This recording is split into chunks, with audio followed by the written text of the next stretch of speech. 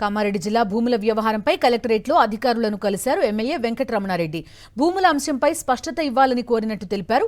గజం భూమి అయినా అమ్ముకున్నట్టు తేలితే రాజకీయ సన్యాసం తీసుకుంటానన్నారు. భూముల వ్యవహారంలో నిజానిజాలు అధికారులు నిగ్గు తేల్చాలని డిమాండ్ చేశారు.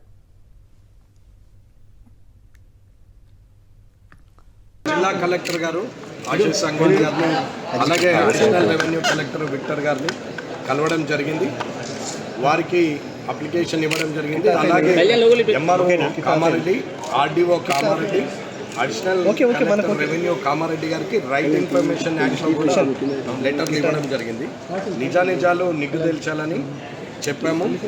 నా దగ్గర డాక్యుమెంట్స్ ఎవ్రీ ఫైల్ ఉంది, కానీ నేను ఇస్తే అథెంటిక్ కాదు. కాబట్టి కలెక్టర్ గారు, ఎంఆర్ఓ గారు, ఆర్డీఓ గారు సమాచార హక్కు చట్టం కింద డాక్యుమెంటేషన్ క్లియర్ చేసి ఇస్తే అది నిజమనేది తేలుతుంది. కాబట్టి ఈ ఇష్యూకి మేమే తప్పు చేయలేదు, మా నాన్నగారు ఏ తప్పు చేయలేదు అనేది ప్రజలందరికీ తెలవాలని చెప్పేసి రైట్ ఇన్ఫర్మేషన్ యాక్ట్లో ఇవ్వడం జరిగింది. అలాగే కలెక్టర్ గారికి పర్సనల్గా ఇవ్వడం జరిగింది.